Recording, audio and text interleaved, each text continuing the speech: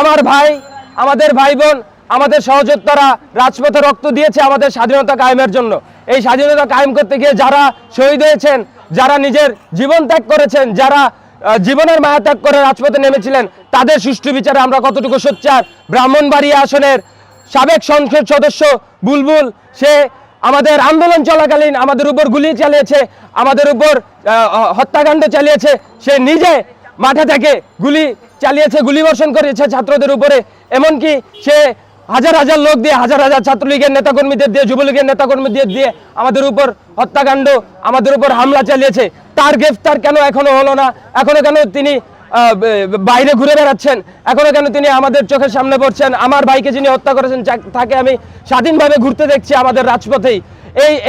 আমাদের এই দাবি নিয়ে, বুলবুলের আজকে গ্রেফতারের দাবি নিয়ে আমরা আজকে এখানে সমবেত হয়েছি।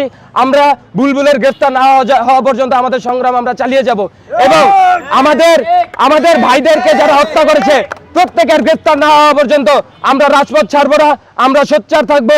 আমরা অন্যায়ের বিরুদ্ধে, খুনির বিরুদ্ধে, ফ্যাসিবাদের বিরুদ্ধে কখনো আপোষ করব না। বর্তমানে আমরা যে দেখতে পাচ্ছি যে ছাত্রলীগ আবারও সুন্দর মতন তারা আবার গা নাড়া দিয়ে বসেছে এবং আমাদের মনে হয় এরকম নেতাকর্মীরাই তাদের পিছনে আছে। এরকম বুলবুলের মতন যে আরও নেতাকর্মী যারা আছে তারা পিছন থেকে তাদেরকে লিড দিচ্ছে, সেই কারণেই তারা আরও এত জোর পাচ্ছে। অবশ্যই তো আমরা যাচ্ছি, যেহেতু জুলাই আন্দোলনের পিছনে তাদের একদম প্রত্যক্ষ এবং পরোক্ষভাবে তার খুব ভালোভাবে আপনারা যদি খোঁজখবর নিতে পারেন, তার খুব বড় অবদান ছিল। আমরা চাই না সামনে দেশে আরও একটা অরাজনৈতিক একটা অবস্থা সৃষ্টি হয়, যার কারণে তার আবার এরকম অবদান থাকুক।